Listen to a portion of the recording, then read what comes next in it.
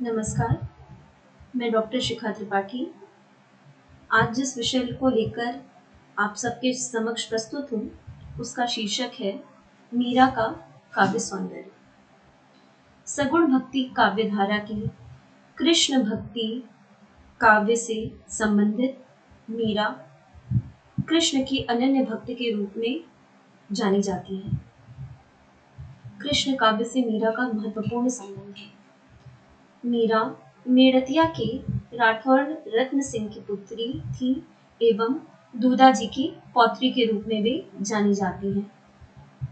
जोधपुर को बसाने वाले प्रसिद्ध राव जोधा की प्रपौत्री भी मीरा थी। इनका जन्म संवत 1573 को चोकड़ी नाम के गांव में हुआ था। मीरा को बाल्यकाल से ही गिरधर से इष्ट हो गया, ऐसा बहुत सारी घटनाओं से पता चलता है। कहा जाता है कि एक समय में एक साधु इनके घर आए थे और उनके पास श्री कृष्ण की मूर्ति मीरा ने देखी और उस मूर्ति को देखकर वह इतनी आकर्षित हो गई कि उसे लेने के लिए उस साधु से उन्होंने हट की, लेकिन साधु उनकी बात नहीं सुनी और वो उस मूर्ति को लेकर के चले गए।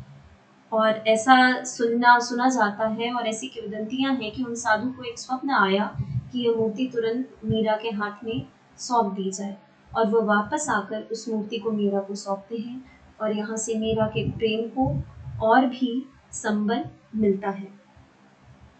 कुछ ही वर्षों बाद मीरा का विवाह उदयपुर के महाराणा कुमार भोजराज जी के साथ हो जाता है और मीरा अपना सुखमय विवाहित जीवन व्यतीत करने लगती है। लेकिन यह सुखी जीवन अधिक समय तक नहीं रह सका और भोजराज के देहांत के थोड़े दिनों बाद ही उनके जीवन में अनेक तरह के अत्याचार प्रारंभ हो गए। जैसा कि मीरा कहती है कि राणा के द्वारा उनको विष का प्याला दिया गया। क्यों? क्योंकि वो श्री कृष्ण के भजन में लीन रहा करती थी, श्री कृष्ण के भजन गाया करती थी, श्री कृष्ण की ही चर्चा सदैव किया करती थी। अतः सब उन्हें कुलनाशिनी कहते थे।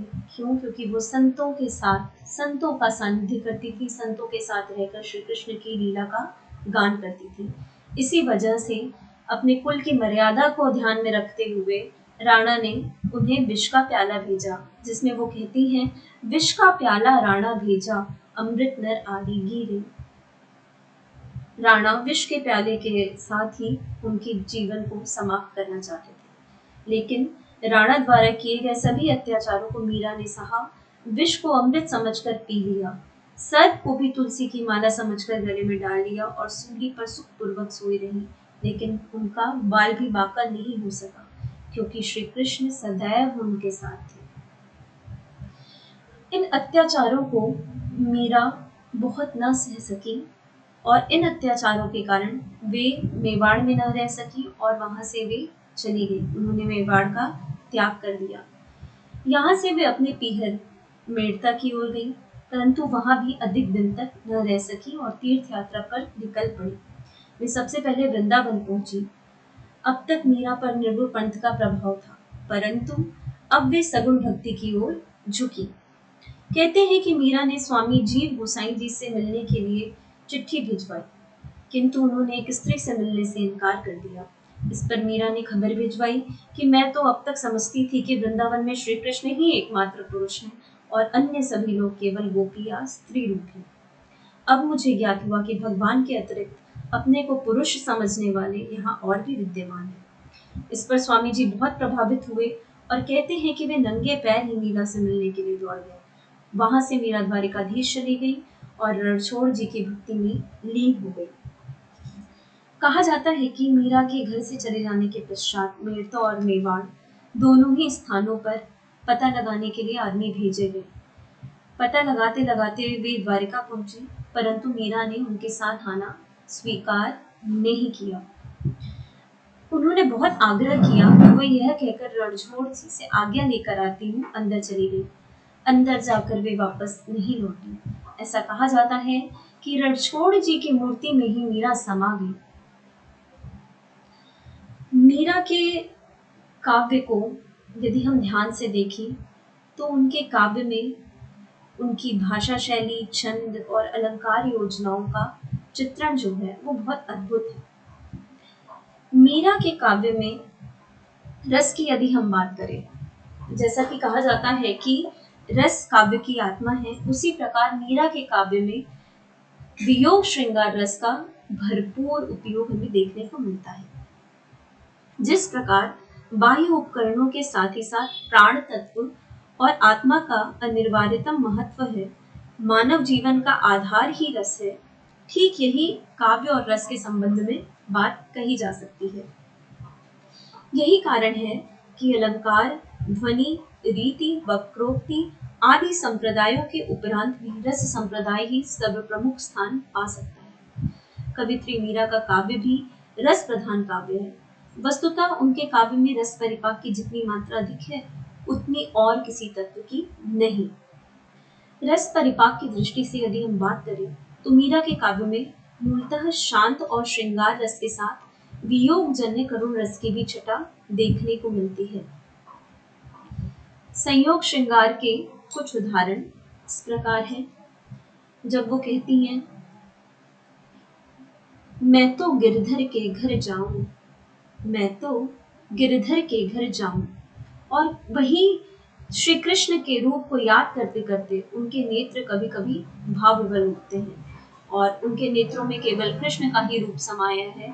जब वो ये कहते हुए सुनाई देती हैं, या जब वो ये कहती हैं कि बसो मोरे नैनन में नंदलाल, मोहिनी मूरत सांवरी सूरत, नैना बड़ी विशाल, बसो मोरे नैनन में नंदलाल।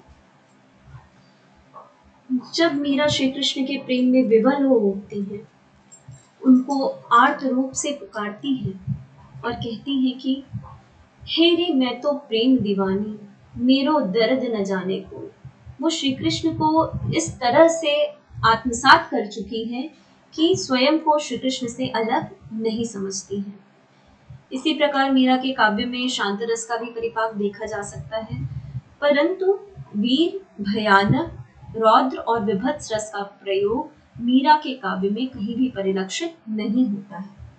इसका एक प्रमुख कारण यह है कि मीरा सर्वप्रथम श्री कृष्ण की प्रेमिका है और बाद में कुछ और। एक भक्त और प्रेमिका का काव्य शांत और श्रृंगार रस की रंगस्थली ही हो सकता है।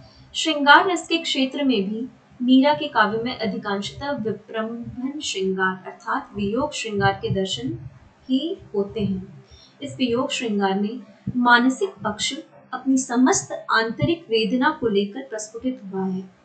शारीरिक कष्टों की तीव्रता, असह्य वेदना का प्रदर्शन प्रायः परंपरागत ही है। अनेक पदों में अत्युक्तियां इस प्रदर्शन को बोझिल सा बना डालती हैं, किंतु स्वानुभूति की इतनी तीव्रता है कि यह कहीं भी अस्वाभाविक नहीं लगती है। शारीरिक ताप गौड़ होने के कारण शारीरिक पक्ष भी गौड़ ही है। मानसिक कष्टों के सभी वर्णन प्रायः अनूठे और स्वाभाविक ही हैं। उनमें उत्पीड़न तथा विवशता से युक्त मर्मांतक वेदना की भी अनुभूति सर्वत्र ही होती चलती है। मीरा के काव्यगत सौंदर्य के विषय में आज यही तक। इस विषय में अगले व्याख्यान में मैं आपसे आगे चर्चा करूंगी। तब तक के लिए धन्यवाद।